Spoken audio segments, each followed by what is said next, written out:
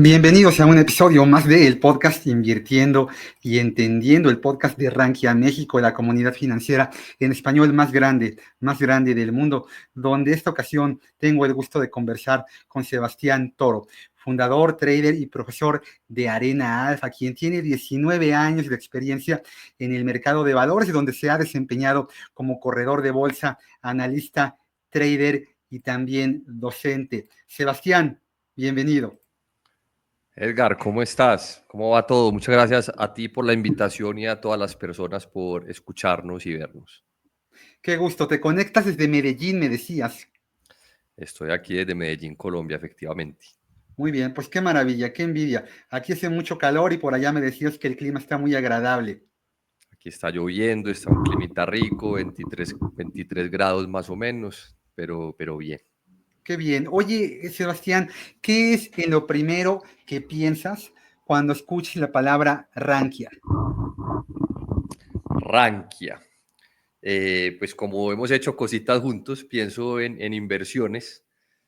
Me transporta mucho como a España, que es donde conocí a Rankia, como Rankia España, pero pienso mucho como en inversión, en foros de inversiones, como en comunidad. Rankia ha tenido una curva de crecimiento importante, sobre todo en América Latina, en años recientes.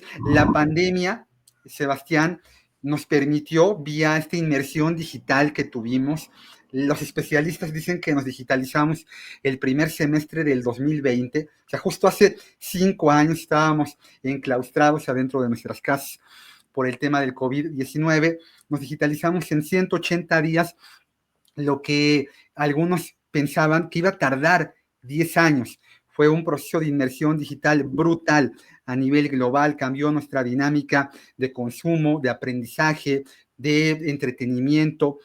A ti, Sebastián, ¿en qué fue en lo que te cambió esta crisis que está cumpliendo 5 años? Exactamente como lo acabas de contar. Mira que yo vengo de este mundo de las inversiones desde el año 2003-2004, 21 años en inversiones. Y yo he vivido toda esta época desde que no existía YouTube, ni existía Twitter, ni existía red, ni existían estos podcasts, ¿cierto? Todo era como foros, blogs, era como la información. Yo vine en ese proceso de ser profesor, de viajar a las diferentes ciudades, a dar clases presenciales, a tener todos mis servicios más o menos con presencialidad, poco tecnológicos. Y llega la pandemia y entonces yo no tenía un negocio, digamos, muy digital, muy online, y digo, ¿qué me pongo a hacer? Y como lo acabas de decir, todo se dispara, o sea, empezamos a hacer cursos en línea, a tener en un curso 150, 200 personas, cuando hacíamos cursos para 20 personas normalmente, viajando por todo el país. Montamos el canal de YouTube y pasamos de tener una audiencia pequeña de gente que nos leía en blogs o foros a tener 1 millón, 2 millones, 5 millones de vistas. Entonces, como que estalla todo con esta pandemia y cambia mucho, no solamente la forma de invertir, porque todo se vuelve ya en línea y trading, entonces cambia mucho la forma de invertir, pero cambia mucho también la forma de enseñar y la forma de aprender y la forma de comunicar algo. Entonces la pandemia, pues quitando obviamente las cosas, las muertes y todo lo negativo que tiene, sí tiene un impacto en la tecnología y en la forma de llegarle al mundo y en la forma de comunicar y enseñar muy fuerte. Y para nosotros en Arena Alfa fue impresionante el salto después de la pandemia. Sí, fíjate que aquí en México, Sebastián, esta inmersión digital provocó un cambio muy profundo en cómo invierte el mexicano.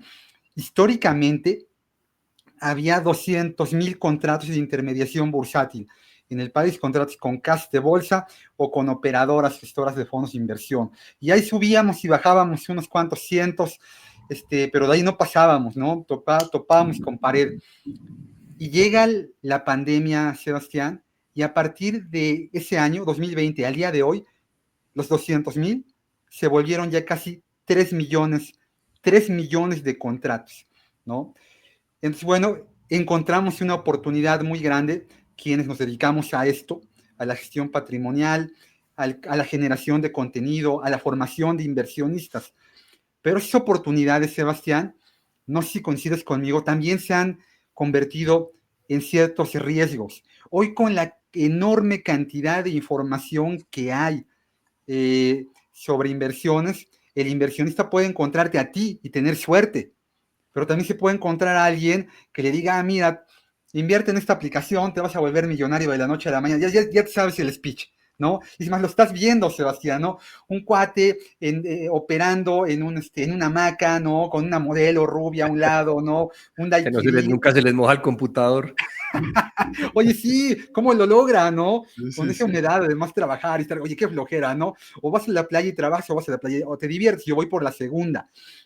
Oye, ¿cuáles son las banderas rojas que debe de encontrar o debe de buscar un inversionista de que por ahí no es?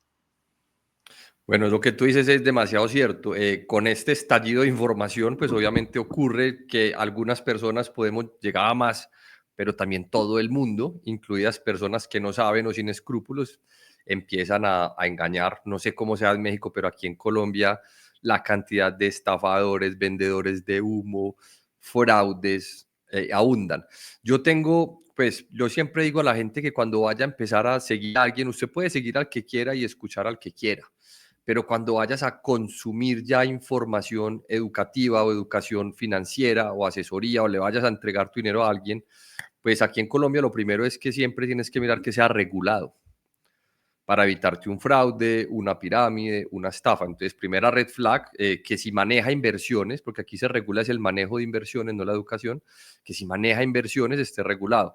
Si es un tema educativo, siempre digo a las personas, averigüe la experiencia y el background de esa persona, quién es, de dónde viene, dónde ha estado, o sea, qué experiencia tiene, porque hay personas que decidieron de un momento a otro enseñar de inversiones y cuando tú les preguntas cuál es la experiencia de inversiones, empezaron el año pasado con una cuenta en el celular que te van a enseñar, ¿cierto? Entonces, muy importante. Y ya tú dijiste las red flags más grandes, los que se toman fotos con carros, los que están en una piscina haciendo operaciones, los que tienen que poner modelos para vender, la gente que realmente tiene dinero nunca va a estar enfocada en mostrártelo.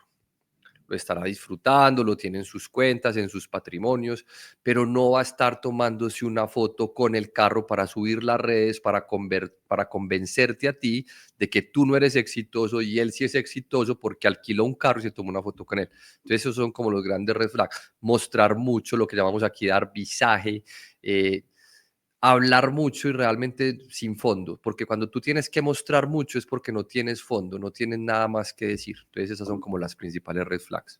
Sí, es una fachada, ¿no? Lo que te están enseñando, ¿no? Es Exacto. mejor, en materia de redes sociales, no sé si coincidas, es mejor entrar a buscar a LinkedIn, si estamos buscando un perfil profesional, que buscarlo en TikTok. Pues, si entro a TikTok, pues a lo mejor lo que yo busco es otro perfil de contenido, ¿no? Quiero reírme un rato, quiero distraerme, ¿no? Hay que saber cómo, dicen que el que busca encuentra, ¿verdad? O sea, tenemos que, como un inversionista que tiene que afinarse, ¿no?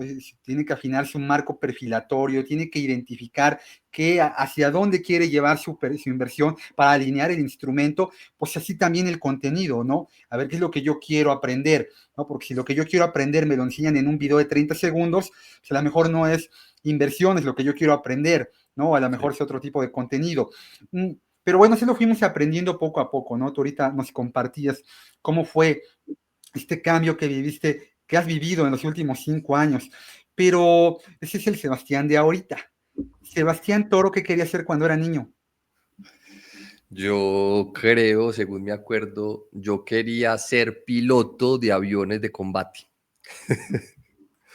Yo cuando estaba pequeño, recuerdo porque tenía incluso, me acuerdo como mucho de esos simuladores del computador y de los videojuegos.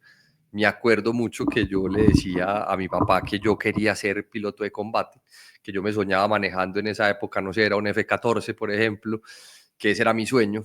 Obviamente también seguramente quise ser bombero, astronauta, como todos, pero sí tuve por mucho tiempo la idea y en la cabeza de que yo quería manejar un avión de combate.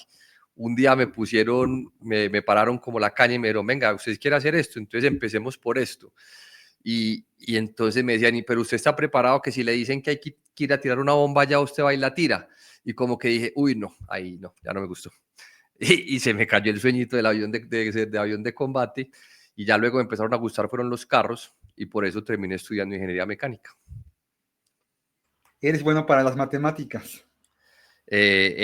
Ya no tanto, ya como tú dejas de usar las cosas y se te van yendo esas capacidades en la universidad, era muy bueno.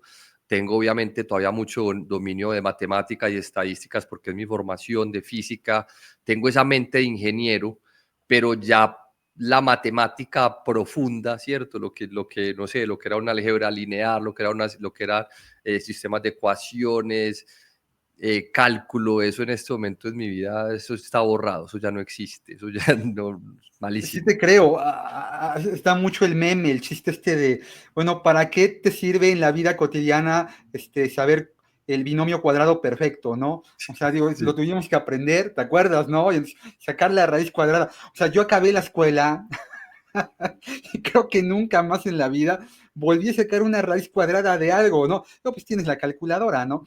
No, pero es Eso que tú, facilita. yo ya no paso de una división, una suma, una resta. O sea, para invertir tú no necesitas matemáticas complejas, son muy simples. Es muy importante, Sebastián, porque la gente que se está involucrando, que quiere involucrarse en materia de inversión, tiene mitificado este cliché de que el buen inversionista es un tipo que estudió matemáticas, que es economista, y me parece que no es que no haya buenos inversores que estudiaron matemáticas o economía o finanzas o actuaría, o sea, sí, pero también hay grandes inversores, hay muy buenos gestores patrimoniales que tienen muy poca o tuvieron muy poca relación con el cálculo, con la álgebra, ¿no? Me parece que el buen inversionista no nada más tiene que ver decantarse por el tema de hacer multiplicaciones y divisiones. Hay Sí. otras cualidades que debe de tener un buen inversor.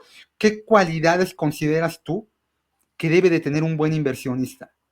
Perfecto. Bueno, las matemáticas, como tú muy bien lo dices, no son necesarias. Si tú tienes un perfil de trader algorítmico, ¿cierto? Manejas programación, bots, todo eso, seguramente vas a necesitar muchos criterios matemáticos. Si tú eres como mi principio, yo soy muy poquito de muchas cosas, pero me considero principalmente un inversionista value, un inversionista de valor. Entonces, las características más importantes para cualquier inversionista, ahí sí llamémoslo trader, inversor, lo que sea, es la parte mental. Tú tienes que tener un carácter fuerte, tú tienes que tener una mente tranquila, tú no puedes ser una persona muy emocional, a ti el mercado no puede mantenerte o asustado cuando baja o eufórico cuando sube. Ahorita que estamos viviendo esta volatilidad, las personas que no tienen cabeza fría y no tienen fortaleza emocional, muy probablemente van a ser unas de las más perjudicadas, porque van seguramente a vender en pánico, a comprar en euforias y no van a ser capaces de navegar esta, llamémosla, crisis que estamos viviendo. Entonces, la primera capacidad que necesitas es la capacidad mental, psicológica, una mente fuerte. Y ya desde el punto de vista de análisis, ya dependerá por qué camino te vayas, si vas a estudiar gráficas, números, algoritmos, ¿cierto? A mí que me gusta el valor, creo que es la capacidad de entender los negocios, de tú entender una empresa cómo funciona, cómo gana dinero, de poder leer unos estados financieros, que eso me parece básico, el lenguaje de las empresas son los estados financieros, leer unos estados financieros, compararlos, entender qué es una ventaja competitiva en una empresa, entender cómo crecen las empresas, cómo venden, cómo compiten, entender qué son los márgenes. Creo que el talento importante aquí es la capacidad de entender los negocios, que eso sí me parece clave para cualquier inversionista. Y lo tercero y más importante es tener la paciencia para dejar crecer las inversiones en el tiempo, que ahí es donde también falla mucha gente. Eh, ¿Cuál fue tu primer contacto, lo recuerdas, que tuviste con los conceptos de Warren Buffett? Bueno, yo creo que yo a Warren Buffett seguramente lo leí desde el primer año que empecé a estudiar de bolsa, porque en bibliografía es de lo primero que te va a aparecer algo de Warren Buffett, ¿cierto? Siempre. Pero yo creo que a Warren Buffett lo pude empezar a leer por allá en el año 2005, 2006, a leer, pero no a entender. Yo creo que yo vine a entender a Warren Buffett y su filosofía y aplicarla bien aplicada y hacer dinero de verdad con esa filosofía, probablemente en el año 2015, 2016, hace unos 10 años. Yo por muchos años nunca entendí el concepto de Warren Buffett. Yo era más de la escuela de un tipo como Benjamin Graham y era más de la escuela de comprar empresas baratas. Yo cuando empecé a invertir, mi filosofía era compra empresas baratas. Y eso es un error. Eso es desacertado. Lo bonito, lo que le agregó Buffett al mundo de la inversión, lo bonito es que él te dice, no, no, no, no, no solamente compres barato, compra calidad, compra buenos equipos directivos, compra buenas ventajas competitivas, compra marca, compra empresas que tengan un moat, un foso defensivo. Y no importa si compras, no, él nunca compra caro, pero no importa si no compras barato, si compras normal, pero compra calidad. Cuando uno entiende eso, le cambia totalmente la inversión, totalmente. El tema es que para entender la calidad debemos de saber leer a través del negocio de las finanzas, que es la contabilidad, Sí. ¿no? Y ahí encuentro a muchos inversionistas que se decepcionan un poco. ¿Por qué? Porque a lo mejor tenían esta idea de que el invertir era interpretación de gráficos y a lo mejor también en torno a las inversiones hay muchos clichés, ¿no? Algunos muy hollywoodizados. No, ¿sabes? El tipo con su terminal de Bloomberg, N cantidad de monitores, y luego un día te das cuenta en algún artículo que Warren Buffett en su oficina no tiene una sola computadora. Increíble, ¿no? El mejor gestor patrimonial en la historia de la humanidad, en su oficina, no tiene una terminal, no tiene un monitor, no tiene un CPU. Y dice, bueno, señor, ¿qué hace? Y Warren dice, bueno, mi trabajo consiste diariamente en algo que además hoy en mi cuenta de Twitter, @GaroArenas, publicaba, un poco decepcionado, que la gente cada vez lee menos. Este tema de la inteligencia artificial nos está acelerando la incapacidad de analizar a profundidad una lectura, ¿no? Tú eres académico, también tú estás dedicado a la docencia, y nada sustituye que la gente lea e interprete, ¿no? Lo que está leyendo, que Sí. construya narrativas, un criterio propio, ¿no? Lo que me pasa, cómo lo interpreto y luego cómo lo transmito. Ahí yo siempre alabo al maestro García Márquez, colombiano, universal, ¿no? Que él decía que la vida no es la que uno vivió, sino la que uno vive y cómo la vive para contarla, es lo que a ti te pasa y cómo lo transmites. Sí, esta generación, Sebastián, va a tener ese gran reto de que cada vez nos involucramos menos en la toma de decisiones. Todo se lo vamos a preguntar a una AI, ¿no? Entras a X y le preguntas, ¿no? Ahí en Grok, oye, esto que pusieron, esto que escribieron, ¿es cierto? ¿Qué posibilidades de que revivan a un pájaro dodó? Ahora que ya ves que trajeron a los lobos terribles de nueva cuenta, ¿no? Lo que veíamos en Jurassic Park, ¿te acuerdas cuando éramos niños? Bueno, ya Sí, está pasando. claro. Todo está muy acelerado, todo es muy por arribita. ¿Qué consejo le darías, Sebastián, a la gente que quiere aprender a invertir? No a invertir, que quiere aprender a invertir. Bueno, compartimos esa preocupación. Yo lo hablo mucho con mis alumnos y es, pues uno lo que dice, la gente no lee. Yo creo que esto viene desde antes de la IA. Yo no sé si allá en México se usa mucho Waze para conducir. Eh, uno antes tenía que pensar a dónde iba a ir, por qué calle iba a tomar, por dónde, y ya uno pone Waze y uno ya no piensa ni para manejar. Uno se va como un robot por la ruta que le marca Google Maps o Waze y nos han ido quitando cosas para pensar. Eso puede ser bueno en el sentido de que dejemos de pensar tonterías en las que no tenemos que pensar y nos enfoquemos en lo que hay que pensar, ¿cierto? Como yo para qué tengo que pensar en una ruta si más bien puedo estar pensando en otra cosa más importante, pero se nos está volviendo lo que tú dices, una costumbre no pensar, porque ya las IAs piensan por nosotros, Waze piensa por nosotros, el celular hace todo por nosotros, entonces no hay que pensar. Entonces, comparto tu preocupación mucho. También creo que va a ser una ventaja competitiva para las personas que estén más allá de eso.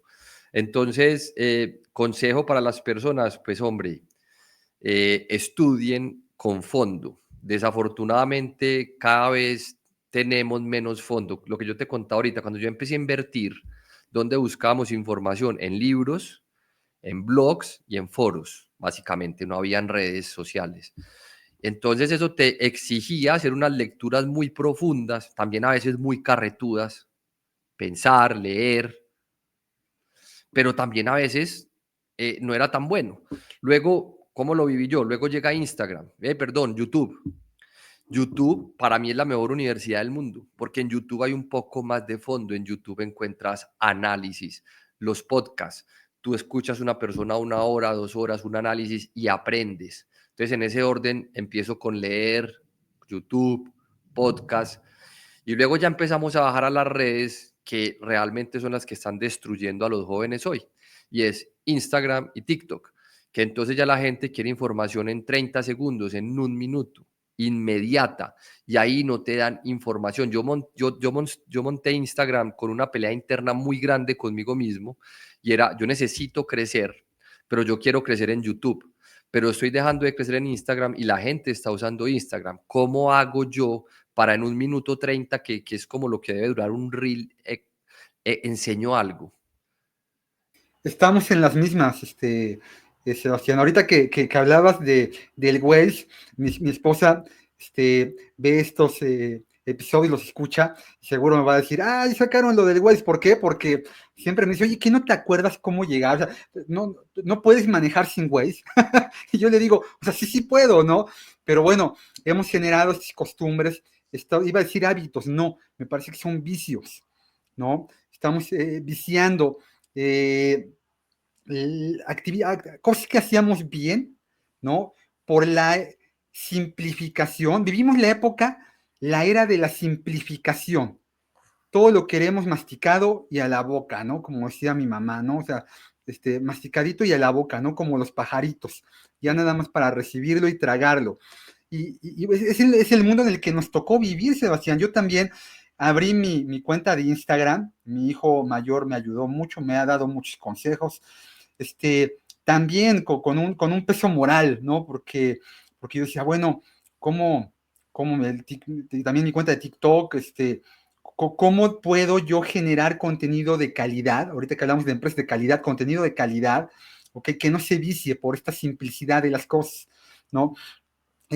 Si algo nos ha enseñado Warren Buffett, es que las cosas buenas no son ni rápidas ni fáciles, ¿no? Lo bueno que te llega en la vida tarda en llegar, pero por un lugar empiezas. ¿Cuál fue la primera inversión que hiciste en tu vida? ¿Qué fue lo primero que compraste? ¿Te acuerdas?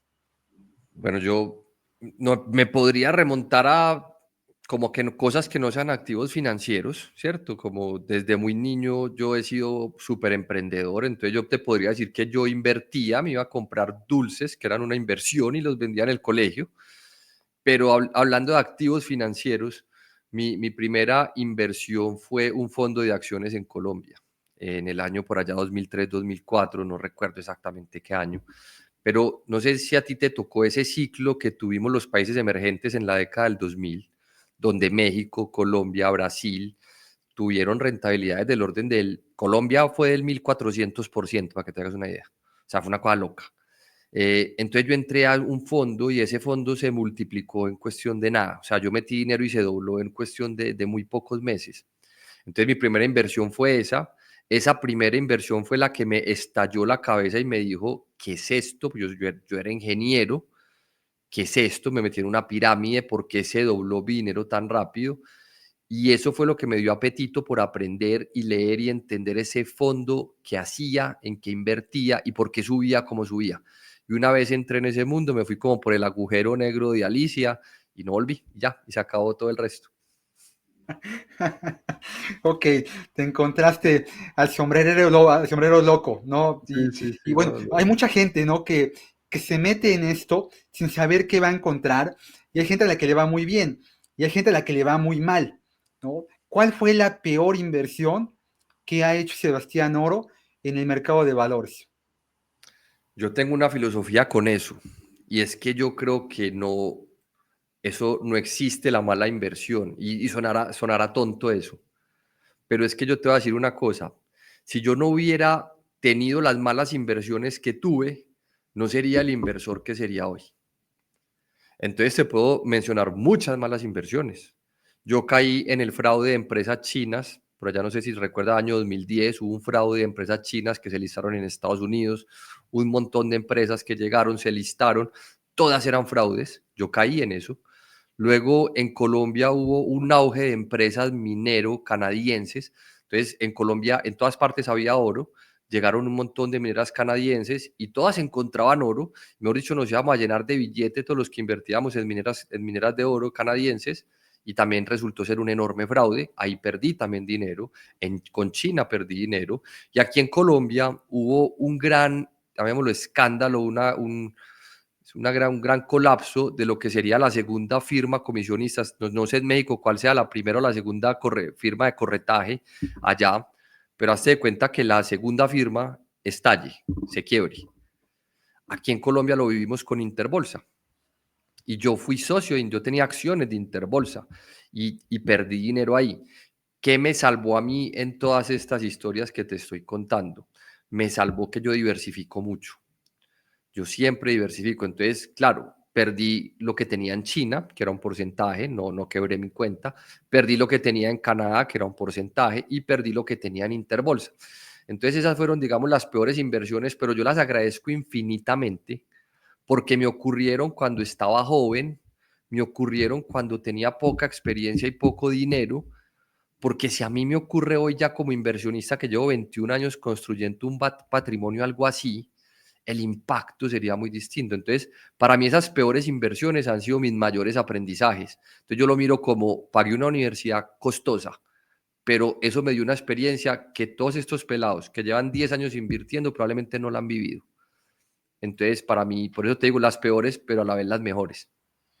Sí, aquí tuvimos un invitado que esa pregunta le respondió muy parecido. Dijo, cuando tú inviertes o ganas dinero, aprendes.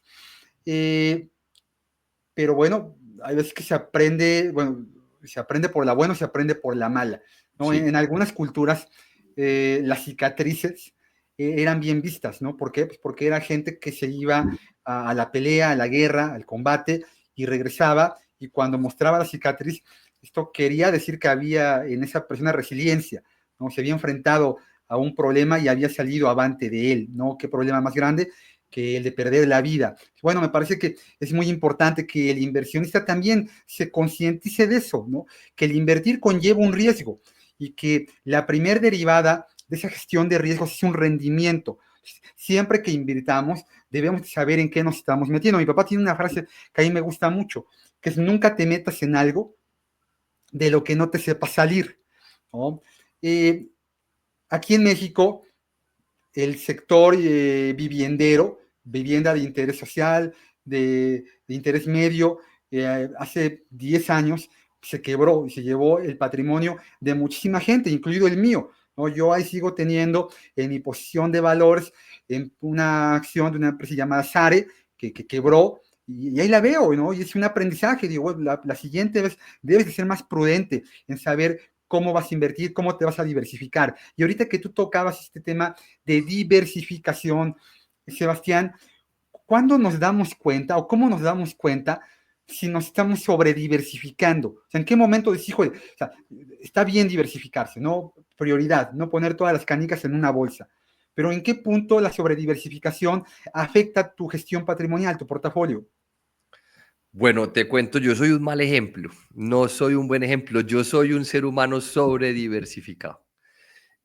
Pero como tú bien lo dices, eso afecta, porque en la medida que tú diversificas, empiezas a perder control. ¿A qué me refiero? Si yo tengo 10 empresas, es fácil hacer seguimiento a 10 empresas. Si tengo 20, viable, pero es difícil. Si tengo 100, es imposible. O sea, es imposible hacer un buen seguimiento a 100 empresas. Y te digo, yo tengo 100 empresas fácilmente. Y no te hablo de TFs, 100 empresas elegidas, escogidas por mí. Pero tengo un método y es un método, digamos, de ponderación, donde mis primeras 10 o 15 empresas está el grueso de mi capital. Puede estar el 60, 70%, son las que miro, son las que sigo. Y el otro porcentaje, que puede ser un 30% del portafolio, ahí hay un montón de empresas. Y las tengo porque una vez las conozco y me gustan, les meto algo algo que me obligue a seguirlas mirando. Entonces, no sé, me encontré una empresa, me gustó, va a meter $1,000 para tenerla en mi portafolio y hacerle seguimiento.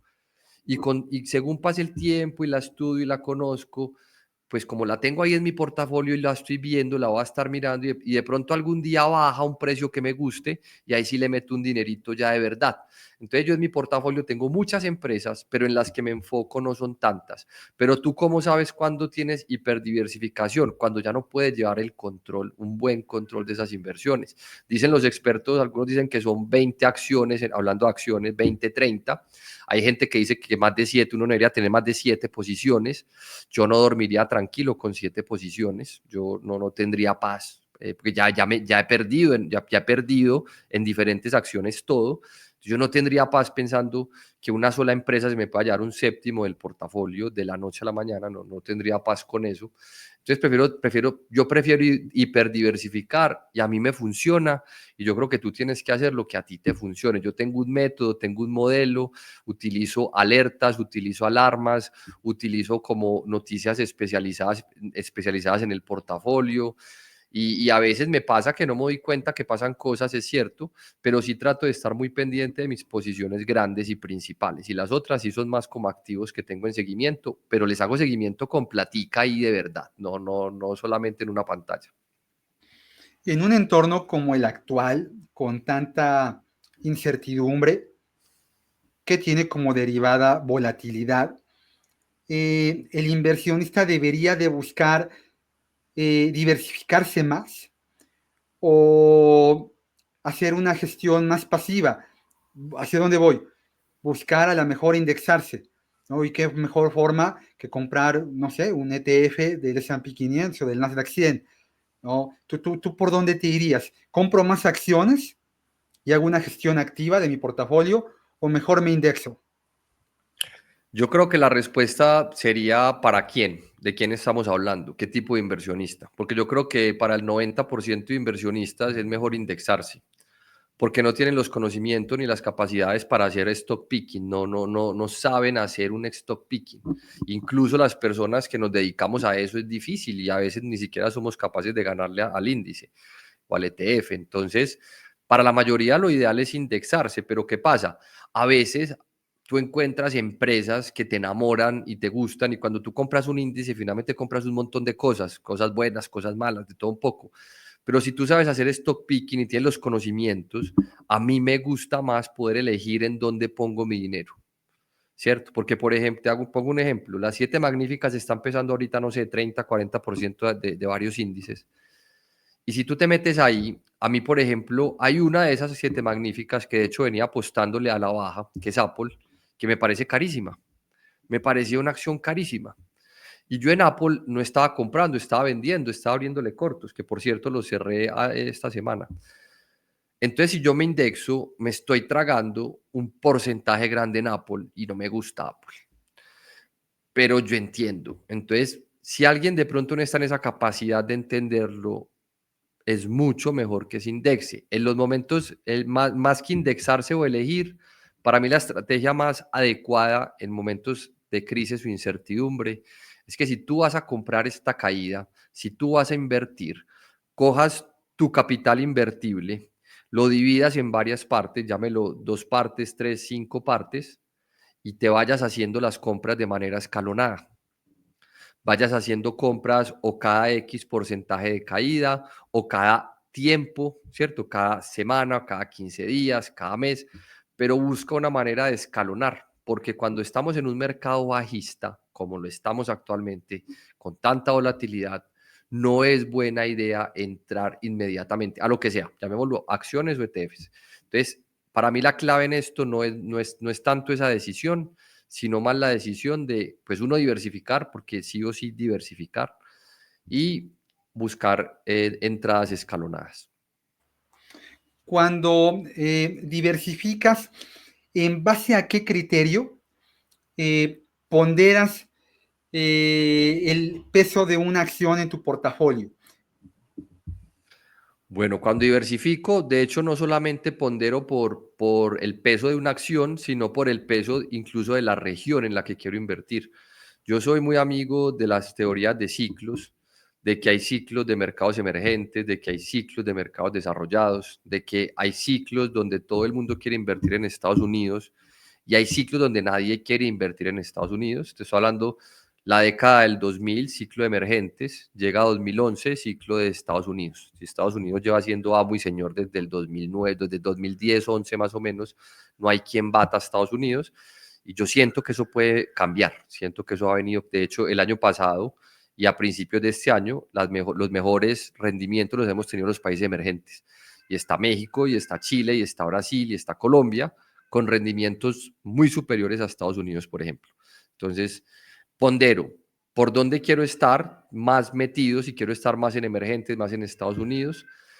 Y ya luego la cantidad de dinero que va a meter en una acción está ponderada por la relación calidad-precio. ¿Qué tanta calidad tiene ese activo, pero a la vez qué tan buena valoración tiene? Entonces, digamos que un activo que esté muy barato solamente no va a pesar mucho. Un activo que tenga mucha calidad, pero no esté barato, tampoco va a pesar mucho. ¿Cuáles van a pesar? Los que estén más baratos y un negocio de mucha calidad. Esos son los que van a ir aumentando peso en mi portafolio. Ok, ok, ok. Pensaba, bueno, las cartas anuales que Berkshire Hathaway publica, que publica Warren, que publicaba Charlie, ¿no? Se nos fue el año pasado, eran generalmente el discurso a seguir por el inversionista value. No se podía seguir invirtiendo bajo esta filosofía si no se leía previamente estas cartas, qué es lo que había pasado, dónde estábamos parados y para dónde íbamos. ¿No? Me considero yo también un inversionista value, ¿no? Me encanta esta narrativa de la calidad de lo que compras, independientemente de lo atractivo del precio. En este momento, sabiendo de dónde venimos, en dónde estamos parados, para hacia dónde vamos los inversionistas value, qué deberíamos de tener abajo de nuestra lupa, qué activos, qué empresas, qué sectores. Bueno, yo creo que vivimos un hype muy grande de tecnología. Ahorita, digamos, esa pregunta es bien difícil en este momento porque está en una turbulencia que yo no sé esto en qué termina. O sea, yo no sé esto termina en una recesión, en una guerra que trasciende lo comercial. Yo no sé, esto está muy difícil hoy de leer, pero yo creo que el enfoque de los inversionistas value es empezar a mirar las regiones o los países que llevamos 10 años olvidadas, o quizás más de 10 años, pueden ser 14 o 13 años. Entonces yo empezaría a mirar esos mercados emergentes que están rezagados. Yo empezaría a mirar esas regiones en las que el mundo no ha querido invertir hace 15, 13 años, más pongamos 13 años. Entonces ahí vamos a entrar los países emergentes, vamos a entrar México, va a entrar Colombia, va a entrar Brasil, va a entrar Chile, no siendo países emergentes, pero sí países también excluidos de toda esta alza, esta Europa. En Europa hace mucho rato no se ven, se van en un lateral gigantesco hace décadas. Yo sigo pensando que probablemente las mejores empresas del mundo están en Estados Unidos, entonces yo no pensaría nunca en salirme del mercado americano, pero yo empezaría a ponderar mucho empresas en países emergentes, porque yo creo mucho en los ciclos y yo estoy viendo hoy por hoy todas las variables alineándose para un cambio de ciclo, pero absolutamente todas. El dólar debilitándose, la misma guerra comercial de Trump hace perder confianza en Estados Unidos, porque tú no quieres invertir en un país que el presidente habla y tumba 20% de los mercados como pasó, y tú no quieres, así haya sido muy lindo lo que pasó ayer, pero tú no quieres un presidente que ponga un trino de compren y luego diga que aplaza la guerra comercial, porque eso es manipulación del mercado de alguna manera. Entonces yo siento que eso empieza a corroer la confianza también. Y todo eso históricamente ha terminado en lo que llamamos ese ciclo emergente, ese ciclo fuera de Estados Unidos. Entonces, lo bonito, Estados Unidos está bajando, todo ese mundo tecnológico se está poniendo barato por fin, estaba carísimo, ya empieza a tener valoraciones más atractivas, pero yo sí tendría una parte de minero muy enfocada en encontrar empresas de calidad en países emergentes. Estaba pensando que aquí en América Latina todos hemos visto a Chespirito, ¿no? Y dentro de esta serie cómica hay un personaje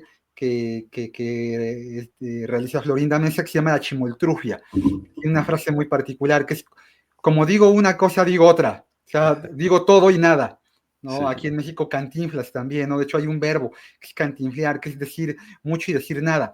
Bueno, Donald Trump se ha vuelto un poco un par de estas cosas, ¿no?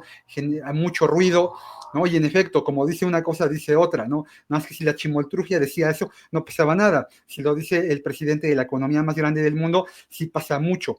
Y en un entorno como el actual, en donde tú mencionas esta parte de apegarte a la filosofía del ciclo económico, que me parece que es muy válida, ¿no? La economía es cíclica, todo en la vida es cíclico, ¿no? Y la economía es un buen ejemplo de ello. Es muy importante tener efectivo, ¿no? Porque tarde que temprano ese efectivo, pregúntale a Warren Buffett, te va a generar una oportunidad de Un compra. récord histórico de efectivo, él sabía, el viejito ¿Cuánto sabía. tiene? A ver, tú te lo sabes. Creo Son que ya está por encima de 300 billones, ¿no? 300. Sí, es Sí. una locura. Es una locura de dinero que va a servir para comprar. Es que el mercado de valores, decían, es el único mercado en donde cuando hay precios a la baja, la gente sale corriendo de las tiendas, ¿no? En cualquier otro lugar, pues la gente se mete a empujones. Aquí la gente sale a empujones. Pero bueno, Warren nos ha enseñado que el ciclo económico está para aprovecharse. Y yo sé que esta pregunta, ojo, no es consejo de inversión, es lo que Sebastián haría para su patrimonio. En este entorno, ¿cuáles son las acciones que tú dices, a este precio ya me están empezando a gustar? Esa está muy complicada. Acciones. Bueno, a mí, digamos, como a nivel de riesgo, hay algunas acciones. Yo ahorita estoy comprando, por ejemplo, acciones de Nike. Yo soy un gran consumidor de Nike, puedo tener sesgo, pero me gusta mucho la marca Nike y la he visto por muchos años subir, bajar, competir con Adidas, competir con Under Armour, pero siempre manteniéndose pues como un icono en temas de esto y está en niveles de valoración de hace 15 años. Está en $54, creo que estuvo en Nike. Me gusta Nike, hemos estado comprando posiciones en Nike. A nivel, digamos, de tecnología, me parece muy interesante lo que está haciendo AMD. AMD tocó esta semana, creo que estuvo a $77, $80. Me parece que esa caída de AMD también empieza a ponerla bonita. Y, digamos, no voy a hablar de acciones particulares en países emergentes porque me meto ahí en una cosa muy compleja, pero yo sí le echaría mucho ojito al mercado brasilero. Entonces ahí sí hablemos de un ETF, WZS o WZ. Le echaría mucho ojito a Chile, que tiene un ETF que llama LSH. Y Colombia lo ha hecho bastante bien, también lo ha hecho bastante bien. Y pensando de pronto Colombia y Chile ya muy cerca a un posible cambio de gobierno, porque son dos gobiernos que han causado mucho daño a los mercados. Y creo que en ambos se avecinan cambios de gobierno, que si hay un giro, el mercado lo podría tomar bastante positivo. Entonces lo tendría ahí. A mí me gustan algunas acciones de China también. Tenemos inversiones en Alibaba. Cuando bajó ahorita a 80, 90, 80, $70, adquirimos unas posiciones, estamos ahí todavía. Hay unas empresas de alimentos también en China, que es como Yum-C, que viene siendo como el paralelo de Yum Brands americano, pero en China. Entonces también tenemos allí posiciones. Bueno, un montón, pero les dejo esas para responder la pregunta, porque hay tampoco para irme por las ramas. Claro, claro, es importante, por lo que escuchamos, diversificarse tanto en sectores como en regiones, ¿no? El mundo está cambiando muy rápidamente en un tema multiregional. Eh, no sé si antes de que concluya esta década, pero en algún punto China va a ser la economía más grande del mundo, 25% del PIB actual, 23% es Estados Unidos. Pero Malthus tenía razón, ¿no? Las condicionantes del crecimiento económico tienen que ver con población y área geográfica. Y China es quien va a llevar la batuta de esto o sea, ya, el crecimiento del mundo desde hace casi 20 años, ¿ok? Tiene un motor que es el Oriente, ¿no? El polo militar, el polo político, desde que concluyó la Segunda Guerra Mundial, se situó en Estados Unidos, igual que el polo económico. Y por primera vez en la historia de la humanidad, el polo económico va a estar en un lugar diferente al polo político y vamos a tener que aprender a vivir. Me parece, de hecho, que esta parte que empezamos a vivir hoy es meramente como la puntita del iceberg de lo que vamos a tener, con lo que vamos a tener que aprender a convivir, ¿no? Que es ya la multipolaridad regional del planeta. Eh, Habrá que aprender a invertir en este tipo de entornos. Me parece que ahí lo que tú mencionabas hace ratito es muy importante, tener muy claro a quién le voy a hacer caso en el momento de definir en qué voy a invertir o en qué no voy a invertir. Tú ya tienes muy clara tu filosofía de inversión, Sebastián. Y dicen que cuando uno queda marcado por algo, o nos marca un libro que leímos o una persona. En tu caso, ¿qué fue lo que más marcó tu filosofía de inversión? Sí, Edgar, pero me devuelvo un poquito a lo que dijiste antes de responderte. Muy importante lo que dice, la guerra comercial es justamente la respuesta a esa amenaza que es China. O sea, esto que está pasando es como una especie de ataque a lo que se está volviendo China. Entonces, es importante pues como recalcar eso. A mí, el libro que más me marcó es un libro que a mucha gente no, incluso no le gusta, pero yo me lo leí un montón de veces porque realmente fue el libro que a mí me metió en esto y me hizo ver este negocio de una manera muy distinta, de una manera muy contraria, de no hacer lo que hace la mayoría de la gente, de pensar diferente, de ver el mercado con mucha pasión, con mucho fondo. Y es un libro que no sé si conoces de André Costolani, que se llama El fabuloso mundo del dinero y la bolsa. Es un libro que poca gente menciona, fue el primer libro que yo leí y probablemente es el libro que a mí me marcó y me dejó metido en este mundo.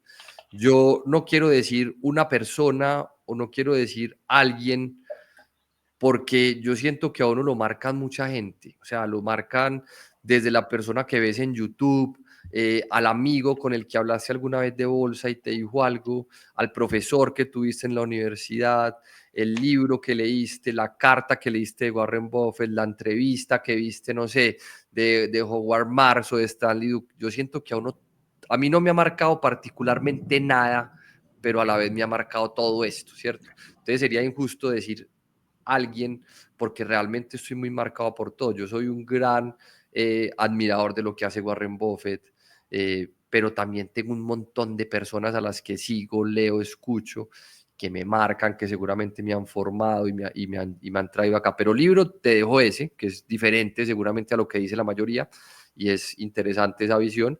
Y personas, incluso desde mis propios alumnos, con una pregunta, con un comentario, todo, todo.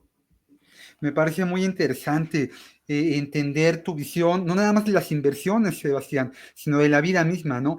La diversificación en todos los sentidos como una filosofía de vida, ¿no? Hay que ser multifactorial, ¿no? También parte de la matemática, ¿no? Sí. Hay que tener ojos en todos lados para poder abarcar más.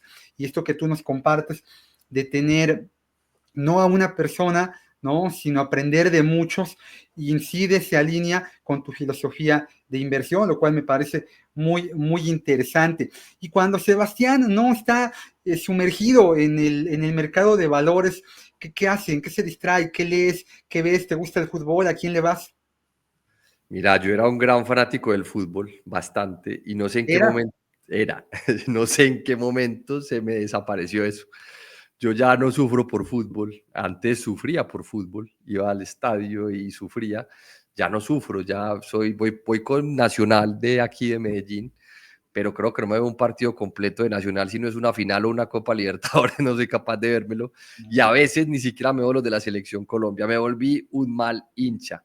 En algún momento me empezaron a gustar las artes marciales, entonces practico artes marciales hace muchos años, Muay Thai, y también veía mucho artes marciales y también paré de ver artes marciales. Ahorita estoy dedicado, hermano, a ser papá, estoy dedicado a la familia, tengo dos niños chiquitos y es lo que más tiempo le invierto al día. Yo me levanto a estar con ellos el tiempo que puedo, trabajo, les saco el tiempo que puedo y entre eso pues voy al gimnasio, me gusta mucho, soy gamer, me gusta mucho jugar PlayStation, desde el Atari he tenido todas las consolas que han salido, ¿Qué ya juegos de no Atari leo mucho. recuerdas? ¿Del qué? ¿Qué juegos de Atari recuerdas? De Atari, no me acuerdo los nombres, me acuerdo mucho uno que era un barquito que uno tiraba como unas bombitas. Ese juego de Atari recuerdo mucho, había uno que era una especie de tenis, el tenis eran unos Claro, el tenis era palitos, muy bueno. sí, Sí, el sí. tenis. Fui más de Nintendo, el Super Nintendo tengo los mejores recuerdos, creo que Ok. ahí jugué el mejor juego que era Final Fantasy, bueno, depende si es en inglés o en japonés, como Final Fantasy 6 Ajá, o ajá. 3. Ese juego, bueno, un montón. Yo soy muy gamer. Yo creo que he jugado cientos y me he pasado cientos de juegos. Ya no tengo tanto tiempo, ya poco juego, pero cuando puedo sacar un ratico, ya no leo mucho, porque como me la paso en el día trabajando, leyendo informes, noticias, cuando apago digo, no, yo no voy a coger ahora un libro a leer. Yo todo el día leyendo, no soy capaz de leer ahora. O sea, no me da la cabeza para volver a leer. Entonces, le he bajado mucho a la lectura. Leo ya más que todo cuando viajo. Tengo un viaje, me llevo mi libro, pero leo poquito, muy poquito leo ya. No hago parte de los clubes de lectura y tampoco de los que madrugan. Soy muy malo para madrugar. Entonces tampoco soy del club de las 5 de la Es lo que mañana. te iba a preguntar. ¿Cuáles son los hábitos de Sebastián? ¿Cómo empieza su día, por ejemplo? No, yo me acuesto tarde, me gusta mucho trabajar en la noche, entonces me acuesto 11, 12 de la noche, a veces 1 de la mañana, y por eso me levanto un poco tarde, entonces me levanto entre 8 y 9. Yo te cuento aquí una anécdota, yo no pongo despertador. Una de las cosas en la vida por las que yo me quise independizar era porque odiaba poner despertador. Yo tengo problemas con la autoridad, tengo problemas con las... Soy una persona que creo mucho en la libertad, me siento oprimido por el despertador, entonces no lo pongo. Entonces el cuerpo en algún momento entre las 8 y las 9 se levanta, pero siempre es entre 8 y 9. Él tiene el reloj biológico, funciona muy bien. Entonces, dependiendo del cansancio, se levanta entre 8 y 9. Me levanto, desayuno, estoy con los niños, voy trabajando en el celular haciendo cositas, revisando mercados, haciendo operaciones mientras estoy con ellos. Me voy para el gimnasio, y ahí sigo trabajando en la tarde y pues ahí ya cambian las rutinas en el día, pero básicamente en temas de trabajo, eso, hacer ejercicio, estar con la familia y trabajar. Yo amo trabajar, para mí trabajar no es trabajar, eso es demasiado, yo amo esto que hago. En algún punto de tu vida fuiste corredor de bolsa, gestionaste dinero de terceros. ¿Qué Sí. es más complicado? ¿Gestionar el dinero de un tercero o gestionar el dinero propio? Gestionar el dinero de un tercero es la cosa más aterradora que yo he vivido en la vida. O sea, yo una de las razones por las que yo me independicé y me salí del sistema es por el estrés que a mí me generaba manejar dinero ajeno. A mí te lo digo, a mí mi dinero no me estresa. Yo ayer una, probablemente ayer hice la burrada, la animalada más grande que yo he hecho en mi carrera como inversionista, la hice ayer. Por ahí subí la historia a Instagram, una cosa, te la puedo contar si quieres, pues es una animalada, pero a mí eso no me quita el sueño.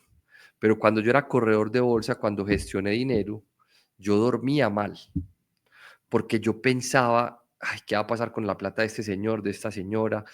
Pucha, esto se desplomó, yo cómo le voy a explicar mañana que esto bajó. Y a mí eso me quitaba la tranquilidad. Entonces yo no soy gestor, no sirvo para manejar dinero. Y descubrí que yo tenía otras capacidades que era analizar, que soy muy bueno para analizar y enviar informes, que soy bueno para comunicar y que enseñar se me da. A mí la gente me entiende lo que yo le quiero explicar.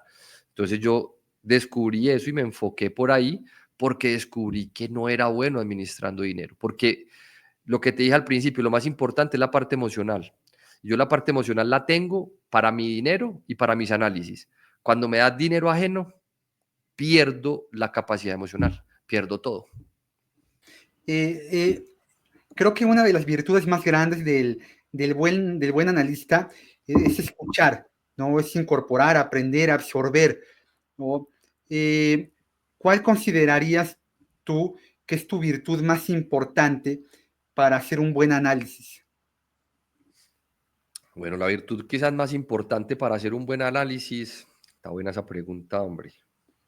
hay mucha información, ¿no? O sea, hoy además, fíjate, te voy a platicar algo. Todavía con la administración Obama, tú sabías qué comentario podía dar en el día en materia económica, y bueno, uno prendía la tele y sabía qué hora iba a dar la charla, pero con Trump, por ejemplo, la primera administración y esta más todavía, de momento, en la madrugada, las alarmitas de Twitter, bueno, ahora X, de este cuate había dicho una cosa, y aquí en México lo primero que nos saltaba, pues era el tipo de cambio. México es una economía muy correlacionada con las exportaciones a Estados Unidos.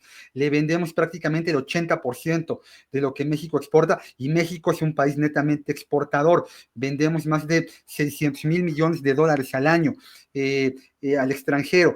Bueno, de momento todas las variables económicas, todo el análisis que se hacía, saltaba de un momento para otro por algo que no teníamos en la vista, ¿no? Que era que en la madrugada o a la hora que fuera, el señor tuiteaba algo y todo estaba patas para arriba. Todo se ha ido transformando muy rápido, ¿no? Sí, bueno, de acuerdo contigo, yo te cuento una anécdota. Yo estos días he tenido que viajar mucho y en el último viaje me monté al avión y estaba con la cuenta hermosa, ganando un montón ahí de dinero, feliz, me monté al avión feliz. Aterrizamos y cuando aterrizamos tenía un compañero al lado, me metí yo, ay, fue puto, voy perdiendo un apartamento. Me salí ganando y aterricé perdiendo un apartamento. Yo decía, fue puta, ¿qué es esto? O sea, ¿qué está pasando con esto? Y así me ha pasado esta semana. Voy al gimnasio y salgo para el gimnasio ganando, termina la clase y estoy perdiendo un montón. O sea, yo digo, eso es absurdo. Para responderte las preguntas que me hiciste, un buen analista, yo no creo que sea una, es difícil una. Yo tengo una capacidad que quizás la gente me sigue o me paga un servicio porque soy muy bueno buscando información y analizándola. Tengo una buena capacidad de tomar información, analizarla y luego comunicarla. Soy capaz de volver algo muy complejo que me lo entienda cualquier persona y creo que eso es una habilidad valiosa. Encontrar la información, procesarla y luego entregarla bien digerida.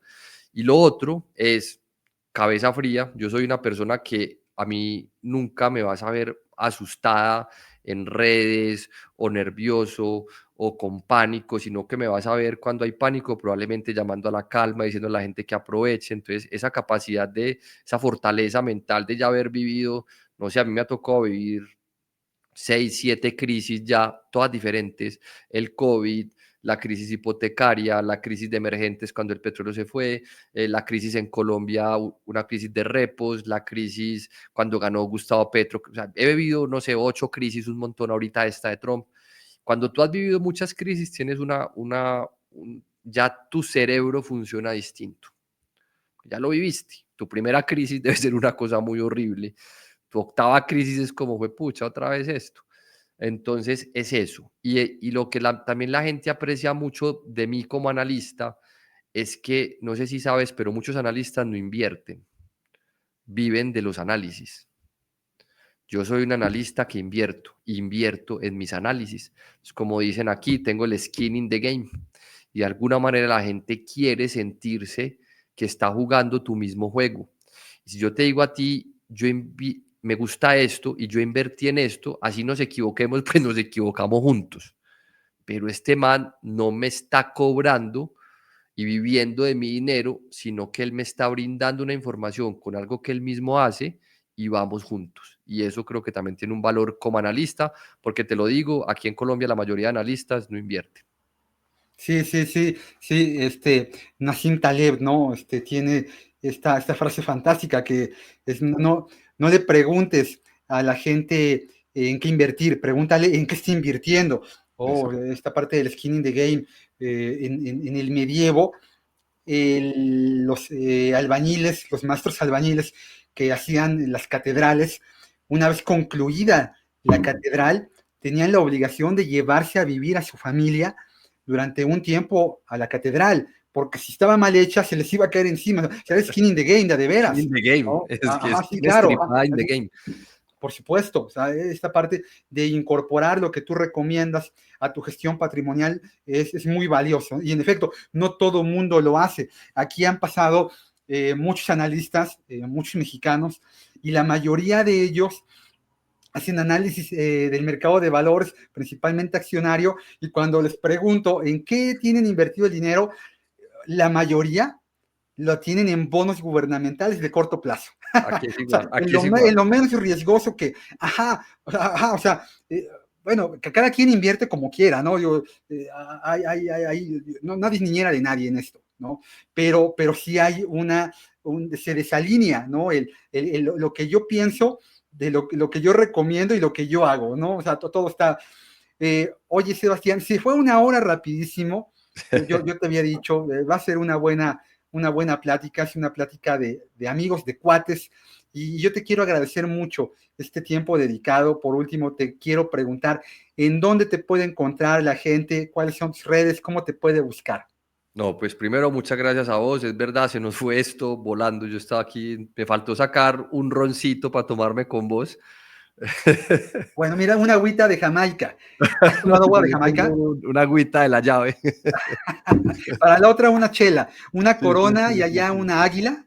Aquí una Club Colombia puede ser. Una Club Colombia, no se diga más. Episodio 2.0 con Eso. cerveza de por medio. O nos tomamos un tequilita y un aguardiente también. No, Sí. ya está hecho, estamos hechos. Cuando vengas a México, seguro no nos vamos a tomar uno, van a ser varios. Eso, así me gusta a mí.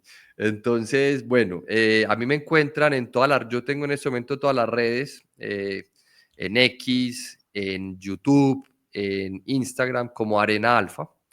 Mi red favorita es YouTube porque, repito, me da tiempo de hacer análisis un poco más profundos. Y eso que digo profundos, porque antes los hacía de 40 minutos y la gente me empezó a decir qué tan largos y ya los hago de 15, 20, porque ya la gente, como dicen, esta generación que como que no es capaz de concentrarse más de 15 minutos. Entonces, pues tampoco voy a pelear con el mundo y si son 15 minutos, pues en 15 minutos te hago el análisis.